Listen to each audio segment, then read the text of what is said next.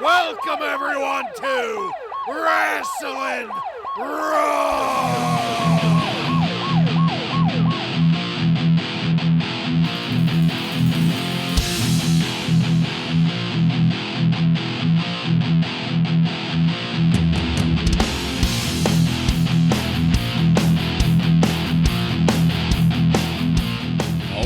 You're listening to Wrasslin Raw, the podcast that takes you back to when the World Wrestling Federation developed a little bit of an attitude. Thank you for joining us. You're here with Ryan Arico. Hey, Joe, I got a question for you this week. Sure. Since when has the Betty Ford Clinic been in Stone Mountain, Georgia? Joe Giammatteo. You know, they're crying about the double teaming the Guns are pulling on them. They want to double team Sonny. Yeah. I'm the one and only Jason Bartlett, and we're going to examine WWE history one pay-per-view at a time. But first, a very special shout out to our fan Dan on Facebook. Dan the main man, Dan the fan. We can come up with a lot of different things for him. So, Dan, good to have you with us. Good on you for sticking around. Happy to have you. In this episode of Wrasslin Raw, we're going to be talking about In Your House 9, the international incident. The incident aired on July 21st, 1996, and was recorded at the General Motors Place in Vancouver, British Columbia, Canada, and features Vince McMahon, Jerry the King Lawler, and Jim Ross on commentary. Are you guys ready? I'm ready. Ready. All right, then. Let's get into it. I just wanted to start this out by saying I fucking hate Peacock and everything about it. This week was especially difficult for some reason to find this pay-per-view. Oh, yeah. It seemed like it took me longer to find it than it did to watch it. Yeah. Fuck the cock. Just a shout out for anyone trying to find these old In Your Houses. They're next to impossible on the cock. Well, earlier tonight, something happened with Jim Cornette and Jose Lothario. We don't really get an explanation of it at the time here. I thought they told us on last week's Raw that there was going to be a match, but it looked like more like a contract signing or maybe even an arm wrestling contest. There was a podium there in the ring. I saw someone drink motor oil. But tempers flare, there's some pushing and shoving, and before you know it, Shawn Michaels and Vader hit the ring. And just for the record, that segment to kick off our pay-per-view here had zero explanation or lead-in, or voiceover, or anything at all to explain what the fuck was going on. Leading up to the next segment, the Body Donnas are here to let us know that Cloudy showed them that they never really needed a manager at all. Time to get to serious business now. Yeah. And when Candido said Sonny's mind games had messed with them for too long, a little bit of my soul died there. But we have a pay-per-view to get to, so bang bang, it's our first match of the night. The Body Donnas, Skip and Zip, defeat the Smoking Guns, Billy and Bart, with Sonny by pinfall in 13 minutes and 5 seconds. Harvey Whippleman as referee here was good to see, and Sonny was looking good here too, as per the usual. The way they kicked it off with the Body Donnas clearing the ring felt like a very desperate attempt to get the Body Donnas over as babyfaces.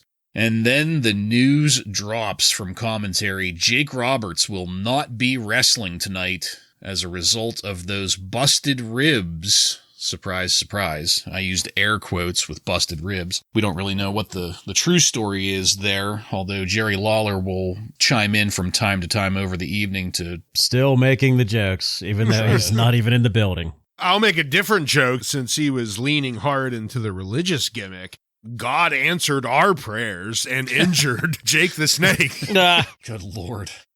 I really enjoyed Bart Gunn and Zip trading arm drags. Something about that was just really entertaining to me.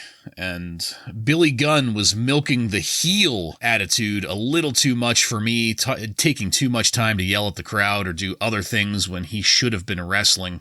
And then the trap. It was a trap, a setup. Sonny luring Skip over was just lame as hell. More of that uninteresting story. A little bit of elucidation there. Sonny faked a bump at the outside, which Skip came running over out of concern to check on her, and just, it was a trap. Lawler pretending that he had Olympic medals was hilarious. That's right up there with his war medals. Skip selling the whips from Bart looked great. And man, Bart reversing that splash from Skip into a power slam looked fucking amazing. And Billy Gunn botching the double team. That was hilarious. It was funny hearing the crowd laughing at them too. But the Gunns did cover that nicely. The interference while distracting the referee got a little tiresome. I thought Harvey was supposed to be better than that. And JR let us know that Pillman was manning the superstar line. That had to have been entertaining. Can't wait to hopefully check in with that a little bit later here. Skip's reversal of an attempted splash from Billy into an atomic drop was pretty good. And when we got to the finish, the absolute hubris of the Smoking Gunns was their downfall. It was poetic in a very Wrasslin way as their attempt at a double team was reversed on them, enabling Zip to get the pinfall on Bart. Guys, I think the best way to put it is that I was lukewarm on this match. It wasn't horrible, but it wasn't great either. The story with Sonny continues to take this whole thing down for me. She's a good manager, but I don't feel she's good enough to be the linchpin of an entire fucking angle supporting almost an entire fucking division. And the belts. And the belts. She is a glorified belt rack. Rack, see? If she hadn't been there, I think this might have been a lot better of a match than it was. So I'm going to go with 1 star on this one. Joe, please, what did you think? Started with the interview with the body Donna's talking about firing Cloudy, basically. That interview was terrible. I mean, it was just really shitty. And then the match sort of continued those shitty ways. Not that I get tired of watching Sonny jump up and down, but the first 3/4 of this match was focused on the TNA outside the ring, pretty much. So, I mean, it's hard to even care about this match at all. And then when you try to, you're seeing botches and all kinds of other stupid shit. Plus, the babyface team is not really baby faces, and then the heel team is not, they're not really heels. So it's hard to even care about it, to be honest. The crowd was really letting them have it when they botched that move too, the Gunns. Billy, like you said, Bartlett, he's trying to act like a heel, but it's just a little too much that it just seems very fake. Yeah. So I'm going with 1 star as well. I don't think either of these teams are working properly as far as babyface and heel goes. And there just seemed to be a lot of miscommunication going on. Yeah, we're going to be in agreement, so I'll just start off from the beginning. I also was with a 1 star for this match because, you know, both of these teams are good wrestlers, so it's kind of sad because I think if we would have kept the fuckery to a minimum, we might have been able to squeeze a little bit more out of this match, but they didn't. This is a pay-per-view match that revolved all around outside storytelling and very little in-ring storytelling. So that's kind of sad. It starts off with Cloudy. We learn after just meeting Cloudy that Cloudy's gone. Then we also learn that this is a non-title match. This is a pay-per-view, and now with the Intercontinental and the Heavyweight Championships, which we already knew weren't going to be on the line, now we know none. There are no titles on the line at this pay-per-view. And then the miscommunications. And they didn't happen just in the ring. There was a spot where JR was just as confused as I was. JR was talking about how the Body Donnas are probably the quickest tag team in the division right now. And Vince says, and I would say maybe up there with the Godwinns. And JR, you could hear him just kind of stop and like he had to turn to him being like, the fucking Godwinns? What the hell are you talking about, Vince? They're big 300-pounder powerhouses. Everything about this match just was a lot of miscommunications. I guess the one glimmer of hope from this match is the Body Donnas at least look to be working as a tag team a little bit better now, but these two tag teams are not working that well together. And even the Harvey Whippleman storyline, he's supposed to be there to straighten out the officiating, and there was nothing but bullshit double team happening behind his back, and he saw none of it. So because of that, the fuckery, this was a 1 star, and it could have been a lot better, but that's all it was going to get. Yeah, I'm starting to think that, I mean, we've mentioned before that this whole babyface heel thing going on with the Smoking Guns just isn't, whatever the fuck they're trying to do, it's just not working for them. And I think this match helped me pinpoint why that is for me. Whenever the Smoking Guns were babyfaces, they had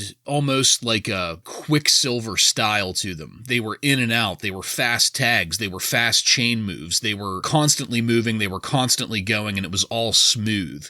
This, where they start to get fucked up in this, is when it's almost like they have to stop and remind themselves to be heels and to act like heels. And then that throws off the flow of things. If you guys think back to, they weren't exactly perfect whenever they first debuted, but after a couple months of having the Guns, we were all really impressed at just how well of a tag team they worked as. I mean, they were a well-oiled machine, Yeah. But the problems that we're seeing here highlighted in this match are things like Bart Gunn stops being believable when he visibly has to pause and deliberately do a heel action. Billy Gunn becomes more exposed whenever he visibly has to pause and act like a shithead, even though he's not good at it necessarily right now. It's just these little things that are ruining that flow that they used to have. I agree. And the stuff with Sunny, it's really glaring now that they need to take her away from the tag team division. Man, I wonder if they would have been better off doing the whole Anna Nicole Smith thing that they were thinking about doing with her. Yeah. And JR used one of my favorite words for the first time that I've heard anyway. That jezebel. Jezebel.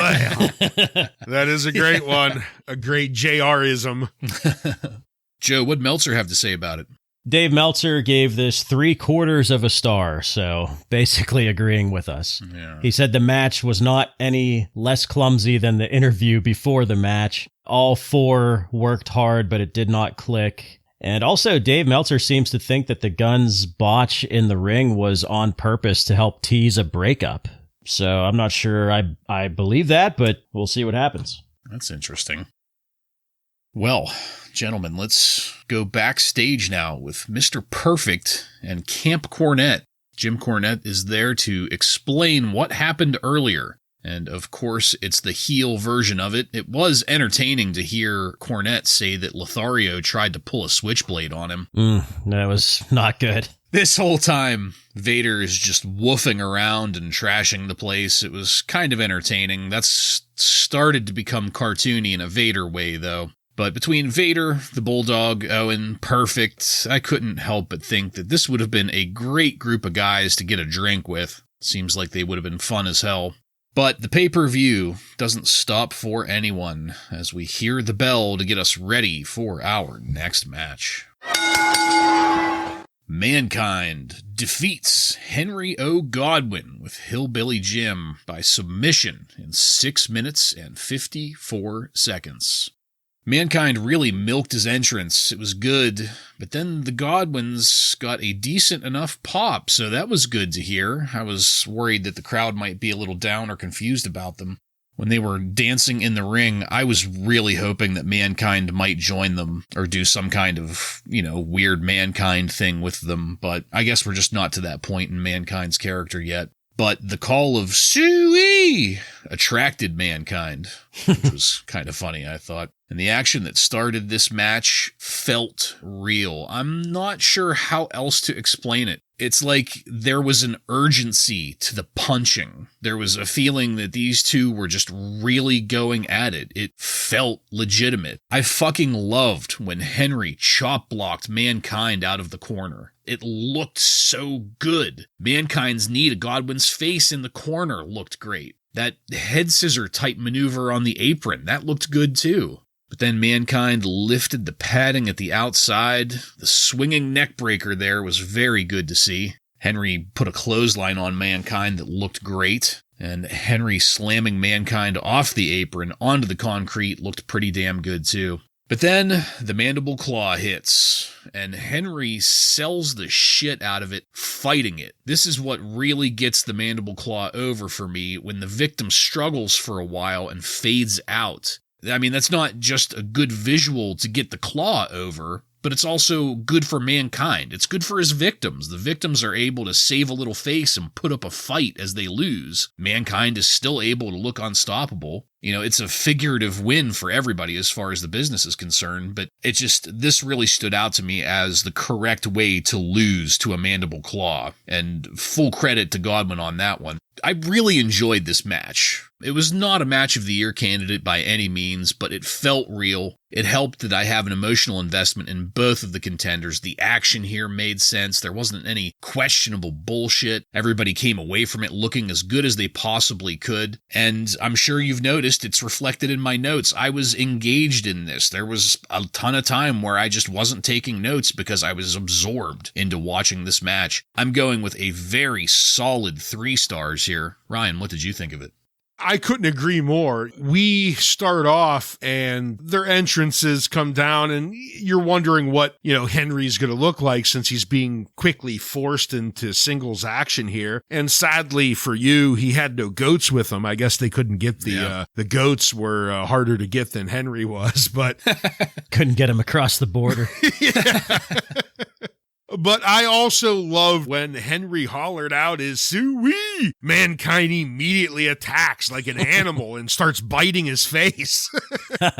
Great stuff. And I thought from there, this just worked as just 2 big guys beating the shit out of each other. There was a good spot where Mankind gets thrown into the corner, Mankind throws Henry into the corner, but then Henry comes out with a spine buster and explodes with a series of just real looking punches onto Mankind's face like he was in a fight for his life, and none of it could keep Mankind down. There's another spot where Henry ducks Mankind launching himself at the corner, and Mankind takes his face right into the metal part of the pole. And, it's a good thing he has that leather mask on, because he probably would have cut something open if he didn't there, because it looked really good.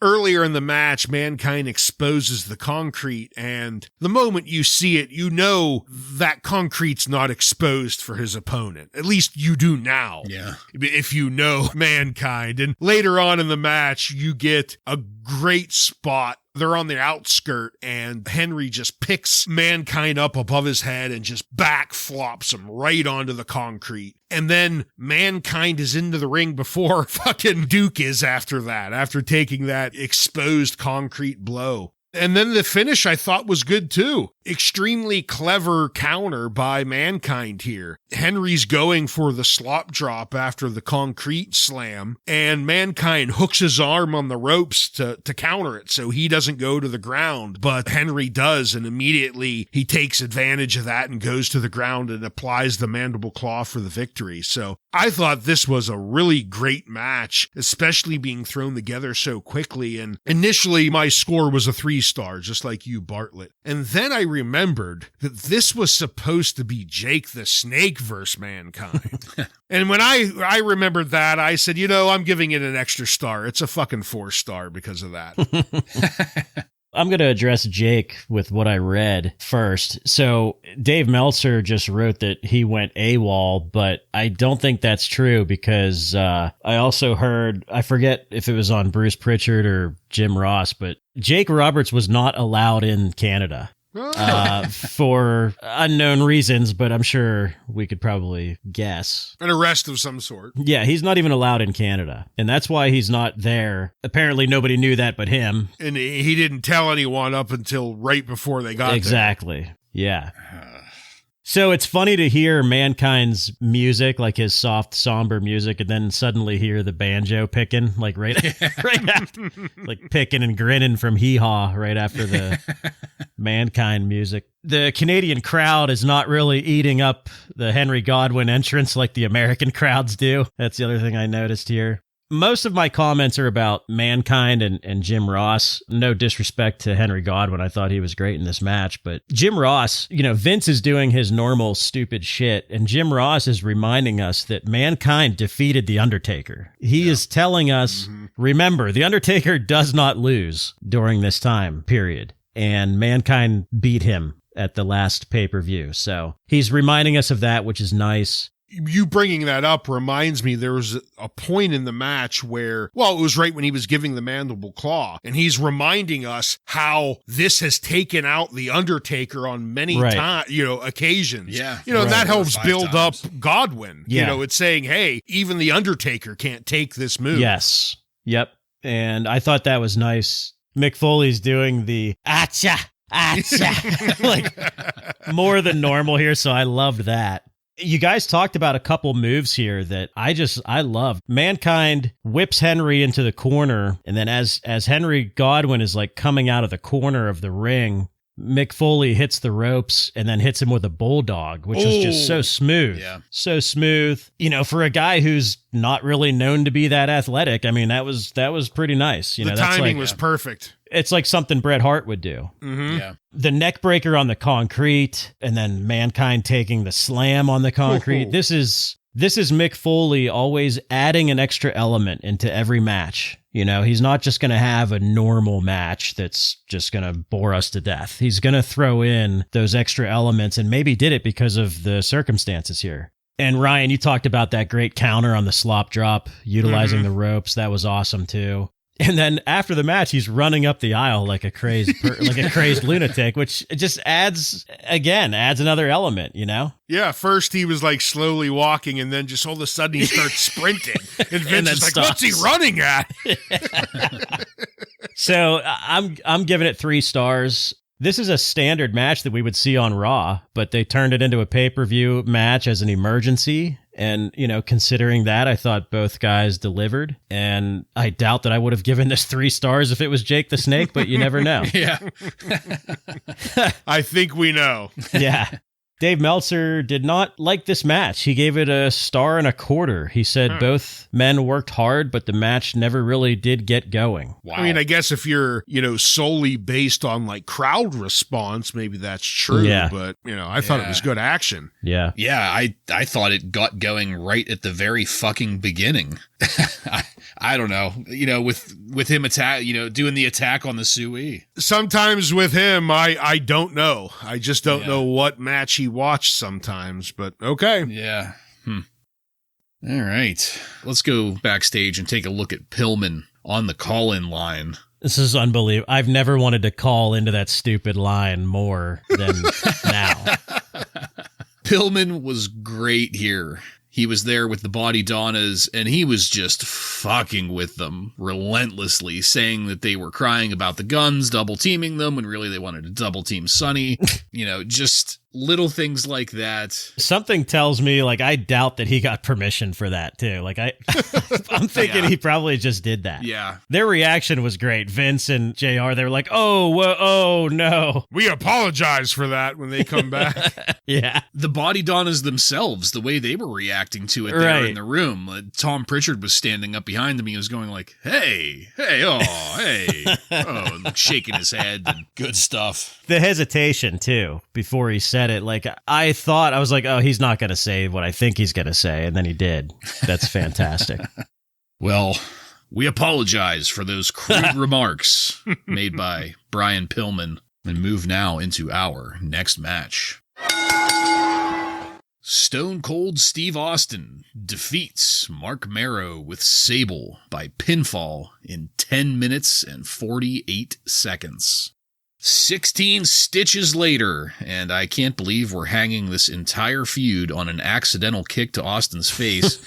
They're really, really trying to make that seem like this is enough to have these matches. I loved Marrow trying to hook Austin's leg at the start of this, and Austin just standing there staring daggers at him afterwards. That felt pretty real, but the moment kind of hung there just a little bit too long. JR on the call here was great, the way that he contrasted the high-flying, fast style of Marrow to Austin's slow and deliberate style made perfect commentary sense. That's the kind of good shit that you just generally don't get out of McMahon most of the time. Maneuver. Yeah.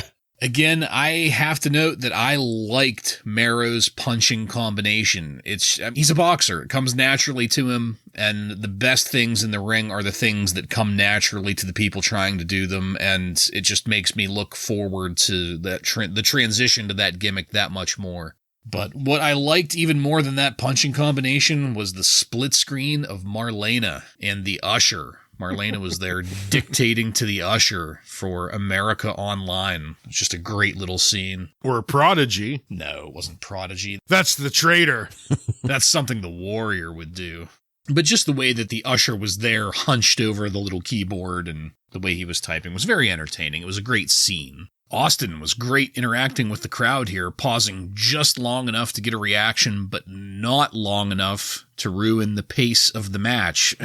Billy Gunn. I fucking loved the double middle finger into the quick knee and then the quick pin from Austin. That was an exciting sequence. That was fast-paced. That's the kind of stuff that just really sucks you in immediately. You don't have time to doubt it. And it kind of felt like things fell apart a little after that, though. It's almost like it felt like they were trying to call the match in the ring and were disagreeing about how to get it done. I don't know that for a fact. It's how it felt. You know, they would try to start to set things up and then it would just kind of just fall apart. As soon as I typed that note, we went into that botched suplex or whatever the hell that was. And something that was really noticeable to me throughout this match was how much Austin was working for the camera. And it struck me that he was like, it's almost like he was training the guys in the production trailer to stay on him. And the longer the cameras are on him, the more we're going to get to see what gestures he might make next, or what words he might throw out to the crowd, or what behaviors he might do. And I can just see the end result of this match in that production trailer, you know, the director or whoever it was at this point saying, that guy's entertaining, make sure we keep cameras on him. And that's a great way to really make a career in the WWF. When we finally got to the stunner, the pin and the 3 count, I was glad it was over, but not because it was necessarily bad, just I can only take so much of Marc Mero right now. Once again, a decent match out of Marc Mero that just so happened to be with Stone Cold. Surprise, surprise. And for me, Stone Cold was the obvious attraction here. Between the work and the attitude, he's really showing us how he became the star he is. And I ended up going with another solid 3 stars on this match. Joe, what did you think of it?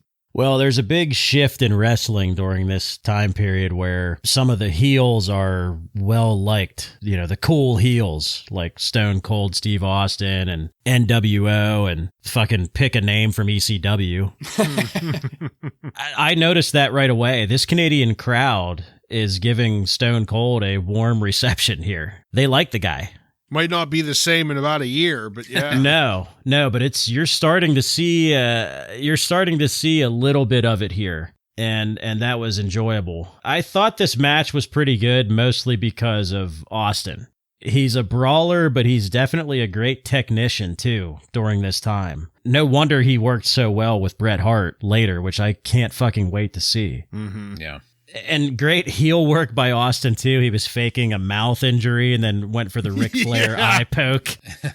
That reminded me of some schoolhouse match type of shit there. And you know what else I thought of, too, is I'm so glad that they did not do any stupid fucking King gimmick with him after he won the King of the Ring. Because that would have really done a little bit of damage, but I'm glad they didn't do it. But Austin, you know, much like I said about Foley, he adds a few extra elements in the match, like that slingshotting Mero into the post outside, which was pretty cool, and just beating the shit out of him outside the ring. Like you said, Bartlett, giving the quick finger before coming off the ropes there. I think that's the first time we saw that, the Stone Cold middle finger before he does something. Yeah. Yeah. I mean, he's just punishing Marc Mero, and that's what I like to see. I hate seeing the stunner get countered by the mild man, but I'm happy to see that it was hit later. I'm going to give this match 4 stars because I really like watching this transformation of Stone Cold Steve Austin. And I think I gave their King of the Ring match 4 stars as well. Even though the mild man isn't great, I think Austin is on top of his game right now as a wrestler and a ring psychologist, so I liked it. This was a fairly entertaining match, even though it involved Marc Mero. That gives Stone Cold a lot more credit than we're giving Marc Mero here. I don't have a ton more to really add because you guys kind of covered the highlights of the match here, and what is us getting to witness the transition of Stone Cold has been, Bartlett, last week you were saying some of the things that you enjoy about this podcast, and this has been one of my favorite, just seeing this long start to Stone Cold, because we remember Stone Cold, of course everyone does, but not many remember how he started here in the WWF, and just seeing the little pieces fall into place week by week has been really cool to watch. And this match was one of them, us getting to see the middle finger setup for the first time. That was great. And Stone Cold just kept this going as a pay-per-view caliber match to the resistance of Mark Marrow, regardless of what he was going to try and do. Stone Cold wasn't going to allow this to be a mild match. In the end, I didn't go quite as high as you, Joe, but I did think this was a solid 3-star. It was an entertaining match. Way to go, Stone Cold. Yeah.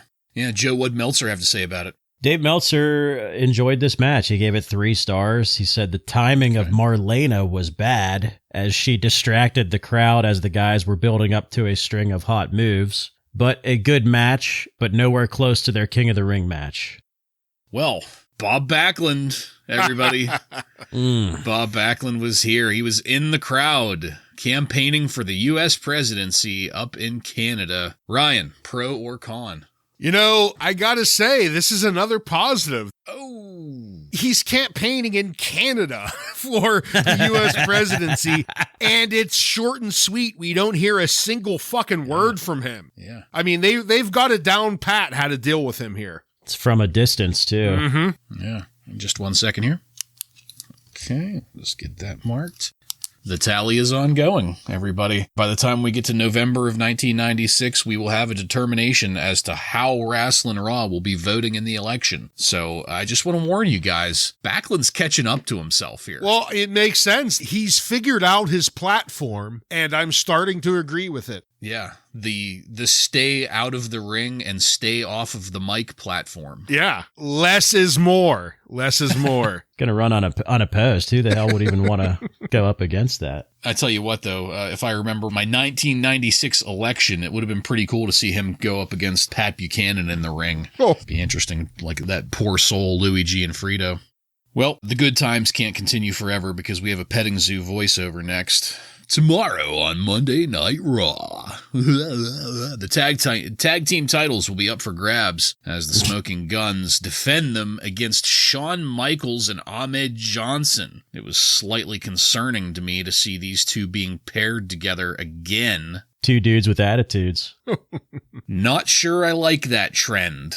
I'm not quite sure I like where that's going. But then it makes no sense. Sorry to interrupt you. But yeah, no. We talked about the non-title match for the Body Donnas, but somehow Shawn Michaels and Ahmed Johnson get a title shot on Raw. Yep. Even though they both have titles already. Yes. Yeah. And the winners. So the Body Donnas beat them, yet they don't get the rematch for the titles on Raw. Yeah. Even that doesn't happen. To me, this whole Shawn Michaels, Ahmed Johnson thing, it just feels like another lame attempt at Shawn Michaels and Diesel. I mean, we've traded one big man for another. It's not that bad. It's not that level yet. Well, yet. It makes me nervous. Yeah. I'm slightly traumatized by what we've seen in the past here, and I have to assume the worst, Yeah. But things in the arena go gold, and it's time for our next match. The Undertaker defeats Goldust with Marlena by disqualification in 12 minutes and 7 seconds. I still love the entrance for Goldust, especially here at pay-per-views. Marlena looked amazing, as always. Some of the commentary throughout this pay-per-view felt like JR and Vince competing with each other, and here at the start of this match was a great example. JR rattling off the Undertaker's stats, really building the reality of the Undertaker to sell that feeling and image of him, with Vince following up in an even louder voice, dropping those reliable old chestnut phrases like capacity crowd and only in the World Wrestling Federation. Thanks for that info, Vince. At least JR's making an attempt at it. I did have to laugh when he... I have to laugh again. I did have to laugh when Lawler said that he hopes they never cremate Jake the Snake Roberts because he would burn for 4 days. That was a good one. But I do also have to note, though, that I'm getting tired of Goldust running away from everyone. I know the whole chicken shit heel thing is a time-tested trope, but it was bad. It's getting bad. It's getting out of hand. It's getting stale. It's too often. Yes, it's once in a while, okay.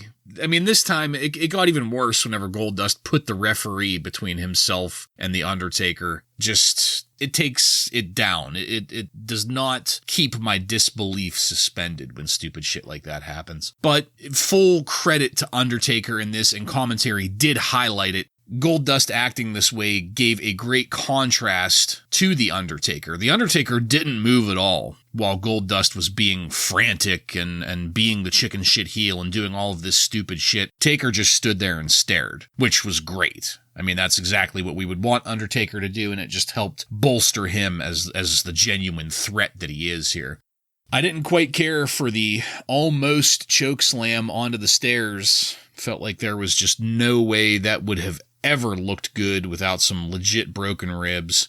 Marlena defending Goldust from Taker dropping the steel stairs on Goldust was something kind of new. I wasn't turned off by that. That's the kind of heel stuff that is good to just kind of spring out of nowhere. Like, that wasn't predictable like some of the other stuff is. And then there was a long portion of time here where I didn't take notes because, I hate to say it, I didn't see much that was noteworthy. My favorite part of this match up to this point had to have been Marlena in the director's chair. The way she was positioned was directly across from the hard camera, and she would react to Goldust getting beaten in very subtle ways. So whenever Goldust would try to throw a punch and he would get blocked and the Undertaker would punch him in return, Marlena would just slowly kind of look down and like hold her forehead like a frustrated director would on a movie set. She just, these subtle things, she just really, really works her gimmick perfectly.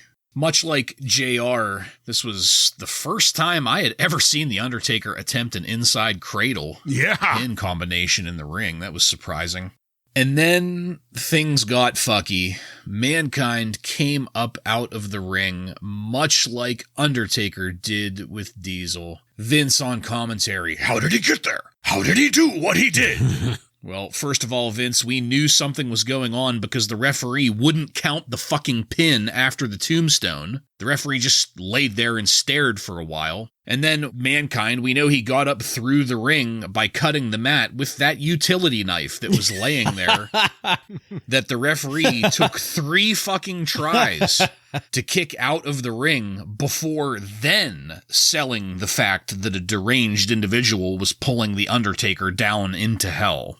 And then the lights flickering and smoke coming out of the hole and the bell tolling.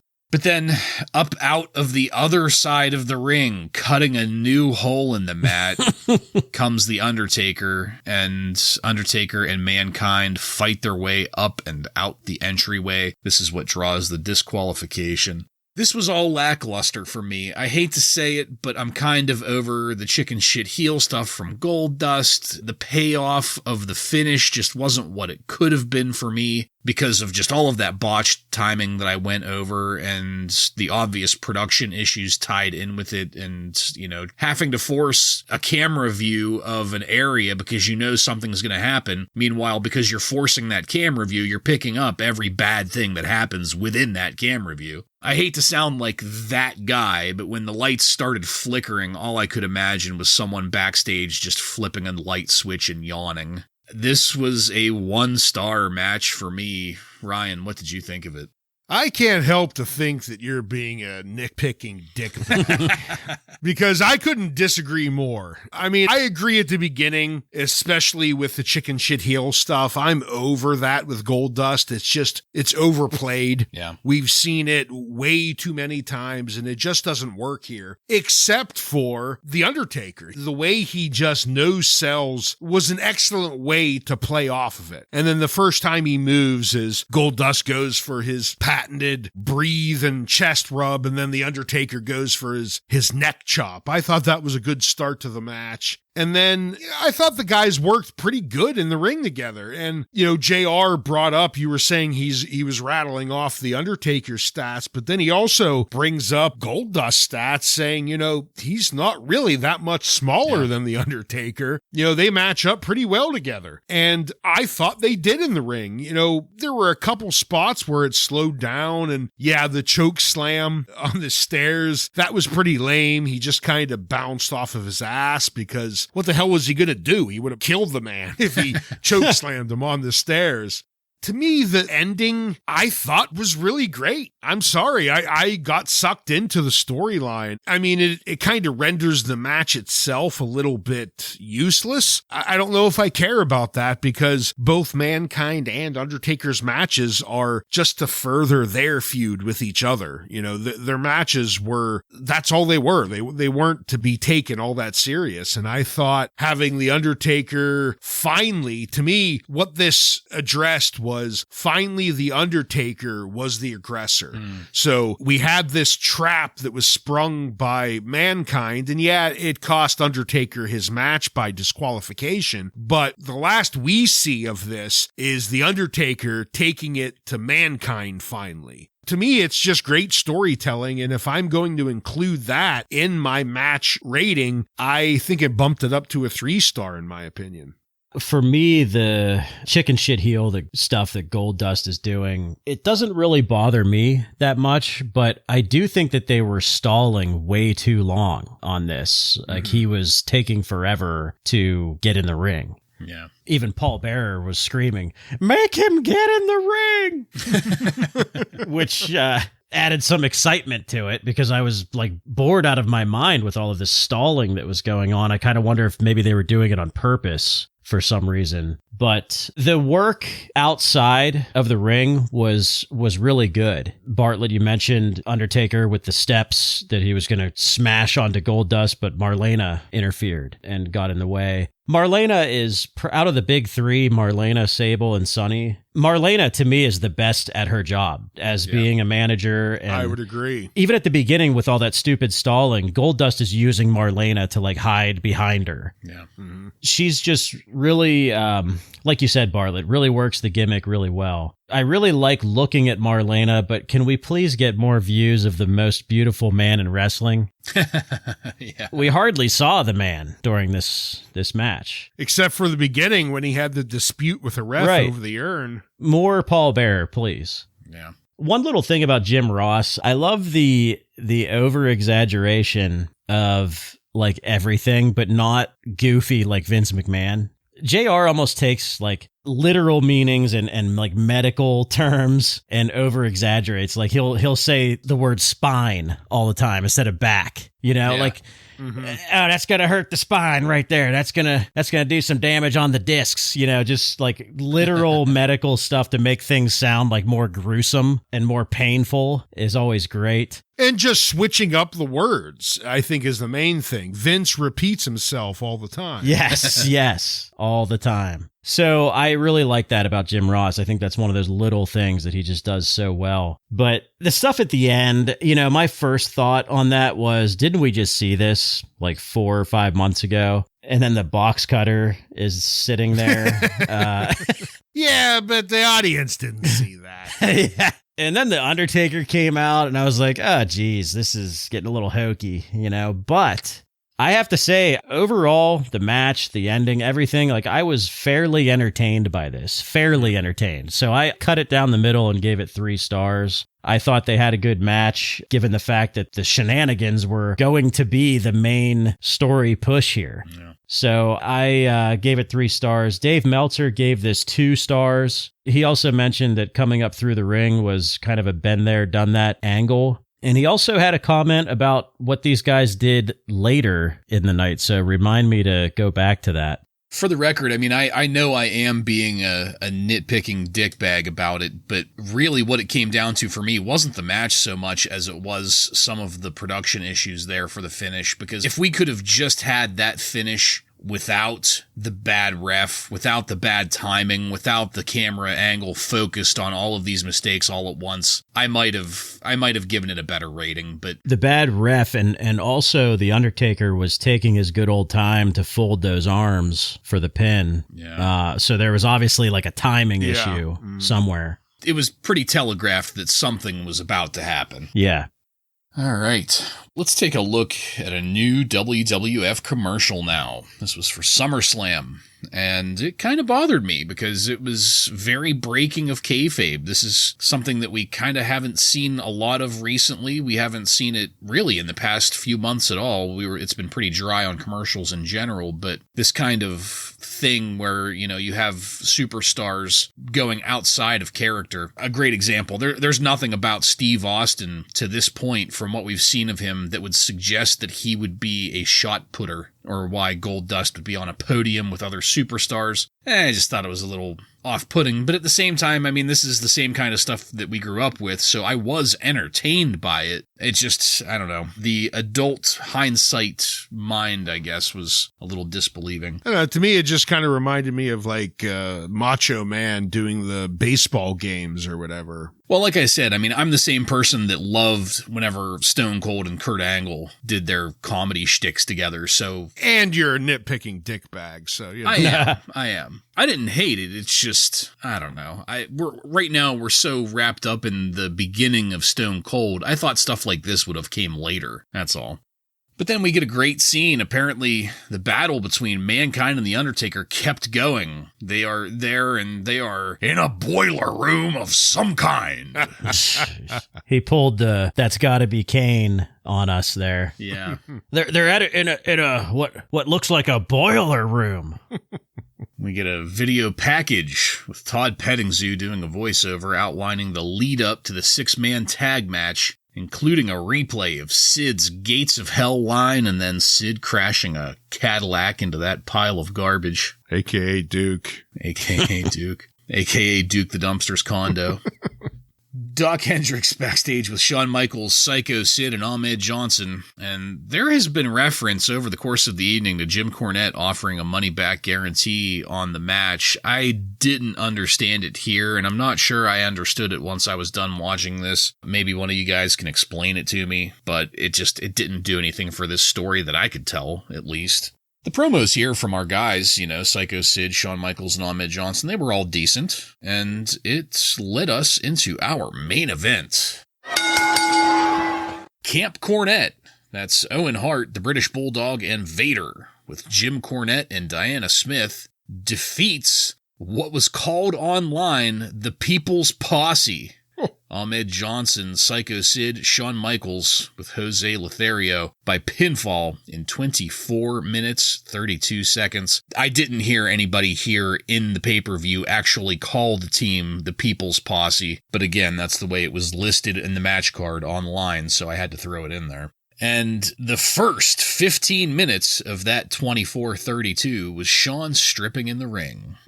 Just kidding about that, but our babyface team did get individual entrances, and it kind of drew things out a little bit. Ahmed's airbrushed poncho ruined his look.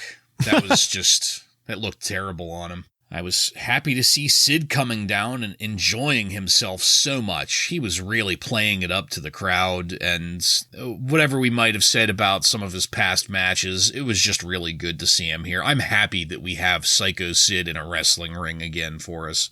I thought it was hilarious when Jerry Lawler called Camp Cornette a well-oiled machine. Obviously, Lawler didn't take a close enough look at Ahmed Johnson and Sycho Sid. There was enough oil there to fill a diesel engine.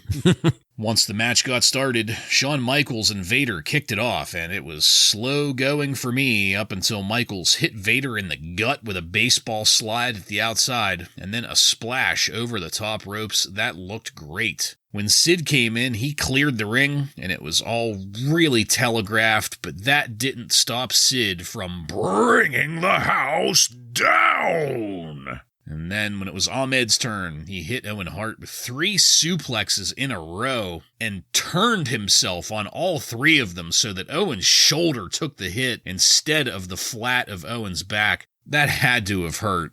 Then the Pearl River plunge on the Bulldog was crooked. Bulldog took that one on the corner of his hip. My God, this is what happens when Ahmed Johnson is going a little too fast. Wait till we get Farouk in there. Oh, man. Ahmed and Vader in the ring together was sloppy as hell. And I say that with affection because despite some of these notes, I'll just give you a little hint. I enjoyed this. I loved Owen Hart's spinning heel kick into Ahmed. I wanted Ahmed to feel that, especially once Owen started kicking Ahmed on the mat and Ahmed just wasn't selling any of it. Sid was really winding back on all of his punches here. That was something new, something a little odd to watch.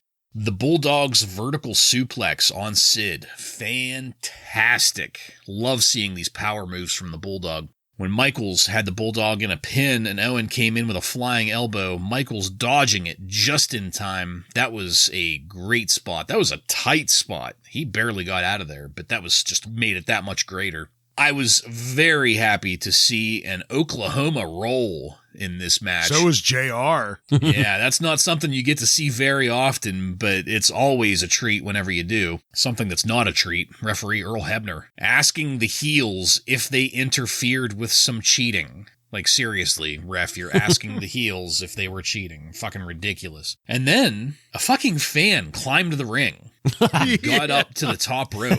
Got a little overzealous. Yeah, he got up there and it's almost like he was perched upon the top rope like a fucking gargoyle. That was a crazy situation. But Ahmed and the Bulldog were both right on top of that shit. And I think it's good for the fan that he was taken out of there. He bailed immediately when he saw those two muscleheads coming at him. Ahmed was like at a full sprint at him, too. That would have been dangerous. Yeah. Especially we've seen Ahmed. what Ahmed can do. Yeah.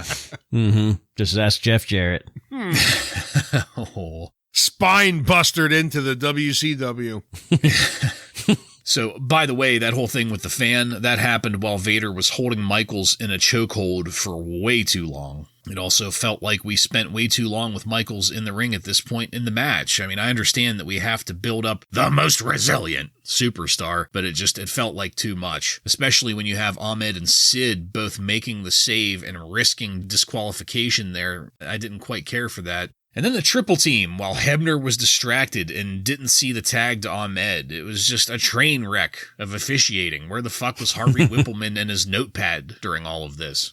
When we got to the finish, I was almost as exhausted as Ahmed looked. About halfway through this, he blew up early here and had to take a lot of time out of the ring. That might have been why Shawn was in for so long. Don't know for sure, but they tried to keep the excitement going with multiple power bombs from Sid after the finish, a splash on Vader from Michaels. This was just as frenetic as most of the match had been. We kept going in our pay-per-view after the finish here. And I was really curious as to why. Usually these pay-per-views go off the air at that point, but we got to see everyone hugging each other in friendship there in the ring.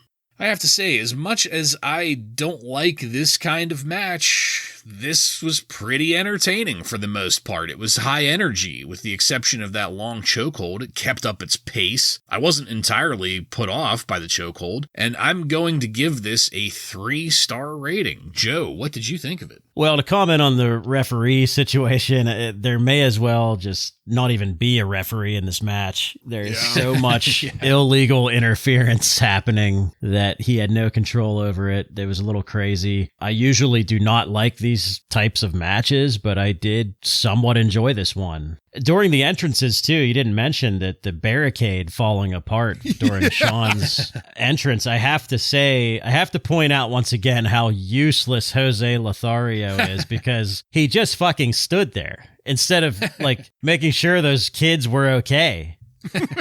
Fuck the kids. How's he?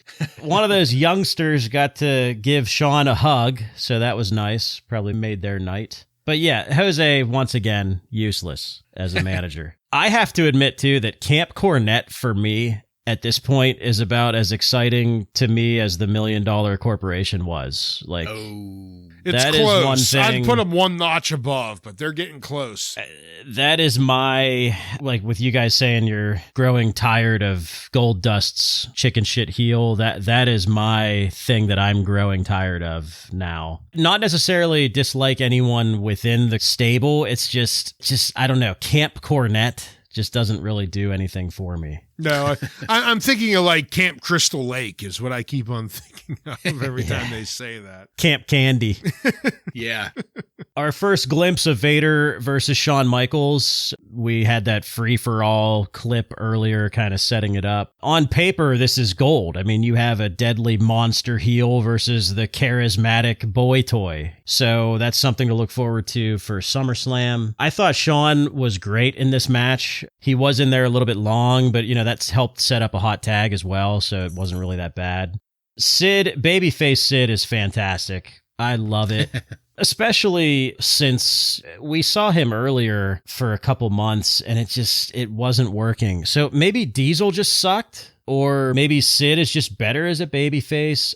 They're chanting his name already, so the crowd is fully invested in babyface Sid, and he's hardly in there. The triple choke slam, I fucking popped my ass off on that when he gave all three of the guys a choke slam. And I also popped my ass off in the middle when Owen Hart and Shawn Michaels were having an exchange that looked like it was taking place in the dungeon. Just back and forth with submission holds was fantastic. Even though we kind of handicapped the show a little bit by having our two champions in this match, I did enjoy it more than I thought I would. So I gave it 3 stars. Again, we're in a lot of agreement here tonight. This was a fairly entertaining match. There were some low points in it. You know, this wasn't a match of the year candidate, but I'm going to start off with, Joe, I teased a little earlier about furthering our love for JR here. This is another example where we get the typical shit from Vince McMahon, the most charismatic, the most resilient, you know, that bullshit that we get out of Vince about Shawn Michaels. He starts it off with, after that crowd barrier collapses, he says, Shawn Michaels causing an almost riot-like situation from their enthusiasm. And then he just talks about how much they love this man. He's the hottest competitor in the world today. And then says the World Wrestling Federation's own Shawn Michaels. So then he also builds up the company too. Just a perfect salesman. I mean, way to fucking go, JR. He can't get enough credit as a commentary guy. There's a reason he is the voice of wrestling for our generation. And I don't have a ton to add. You guys covered a lot of the highlights of this match. It was just fun to watch, even for a 6-man. Vader does slow it down at times, but even with Vader, we start to see why he might work okay with Shawn, because Shawn is able to put over anyone, and I thought he did an okay job of putting Vader over in this match as well. Sid, when he comes in and cleans house, you know, Joe, you pointed out, the crowd is getting behind babyface Sid. I don't know if it's his psychotic fucking promos or whatever, but they're starting to agree with him. And I couldn't agree more. I love Sid in this match. We've heard about that he is putting in 1-minute matches elsewhere, but, you know, it's getting it done. There was a spot where Owen was in there with Shawn Michaels, and I really was sad that we don't get to see this more often, because Shawn and Owen really put on a good show together for the little bit of time they were in there together. And I think if we would have saw an Owen Hart run for the belt at Shawn Michaels, would have been a really, really entertaining set of matches, or just one, if that's all they were going to give us. But I thought that they worked really well together. JR again, when Vader comes back in and Shawn Michaels and Vader are working pretty good, you know, he immediately screams out the 231-pound weight advantage Vader has over Shawn Michaels. He just has such a great way of highlighting different competitors and why they match up so good together. And that's what makes him such a great commentary guy. It's just, again, like just being literal. Right, And just, like those fans, yes, they were going crazy for Shawn. They knocked over the barrier. So use it. Point it out and use it in your commentary. The exact weight difference. Yep. I mean, there you go. It kind of highlights why he talks about how he doesn't like to know the outcome of matches, because he just works so good off of what's happening in the arena at that time. Yeah. Yeah. In the end, 6-man tags usually aren't my bag, baby, but I gave it a 3-star. Nice. What'd Meltzer think? Dave gave this 3 3/4 stars. Okay. He said it was overall a very good main event with, as expected, Shawn Michaels carrying the match for his side. Dave Meltzer also thinks that this could likely set up a match between Sid and the British Bulldog and Owen versus Ahmed Johnson for SummerSlam. So we'll see what happens there. Well, as this was on the cock, we got the Coliseum home video bonus here to close out the pay-per-view. Doc Hendricks was there with Gorilla Monsoon to find out what the next pay-per-view was going to look like. Monsoon lets us know that we're going to throw Mankind and Undertaker in a boiler room and see what happens. A boiler room? A boiler room? Of some kind. And now that he's done it once, Vader wants his chance to beat Shawn Michaels for the title. And we get a video highlight reel of the evening as we fade to black. And that is it. The end of our pay-per-view. Which brings us now to what is probably the most important question of the night. Gentlemen, at a cost of $19.95, did you get your money's worth?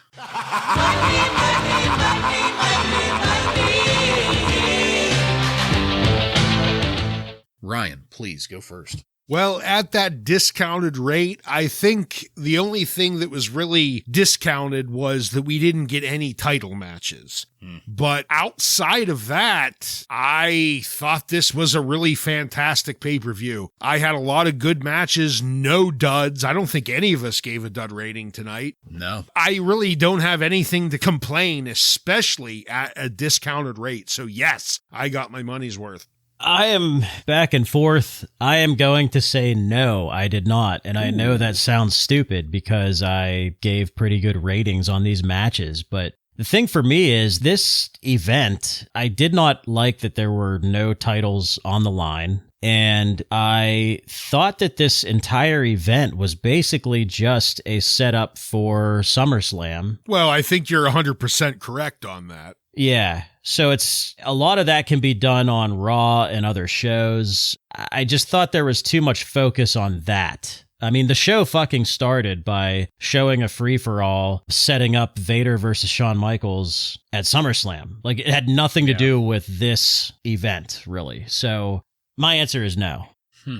I was skeptical going into this because, I didn't know until the last minute that Godwinn was going to be switching in for Jake, and we had the 6-man, and there were a lot of things here that going into it added up to skepticism on my part and whether I would end up enjoying it or not. But I gave some pretty good ratings in this one. I want to say this is the most amount of 3-star ratings I've ever given a pay-per-view. I could be wrong about that, but I don't know. It felt pretty good coming out of the end of this. I didn't feel like any of my time had been wasted. So yes, I think that at the discounted rate, I definitely got my money's worth. Joe, what did the Wrestling Observer have about this? Well, the Observer readers were pretty split on this. They gave 38% thumbs up, 29% thumbs down, and 31% in the middle. So can't really get more split than that. Kind of the same as us. Yeah. A little split on it. Yeah, even the voting on best and worst match, where there were no landslide winners there. Best match was the 6-man tag main event, and the worst match was voted as Mankind versus Henry Godwinn. But again, it wasn't by a lot. Yeah. There were like 4 matches listed as worst match, and their votes were all pretty close and low. Meltzer really just had one comment here that I pulled from the Observer, which he said the consumer who skipped this card would later find out that they did not miss anything of significance. again, with no titles changing hands and stuff like that, you didn't really miss a lot, but some pretty good wrestling, I guess. All right. And Joe, you had something that you wanted us to remind you of. Oh, yeah. Just a small note on the boiler room situation. Meltzer didn't like that because he said it was poorly lit. But I thought it was fine. I didn't notice anything. Yeah, especially when we got to play it out with Mankind screaming at the top of his lungs. I thought that was pretty cool. But I wonder if maybe he was at the event and if they were showing it on the screen, then that could have been difficult. Yeah. All right. I think we're good. That's it, folks. We are done with this one. I want to thank you again for joining us. If you like what we're doing here and want to connect with us, you can email us at WRASSLINRAW. Just add @gmail.com to the end of that to submit questions or comments. Check us out on social media and on every podcast subscription platform. While you're there, don't forget to follow and subscribe to get every episode of Wrasslin Raw coming to you every week. Give us a 5-star review and let your friends know how much cooler they would be if they became Rawheads like you and me. Next week on Wrasslin Raw, we're going to take a look at the Raw that aired on July 22nd, 1996, with matches featuring Freddie Joe Floyd, The Goon, and many more. So, for Joe and Ryan, I'm Jason, and this has been Wrasslin Raw.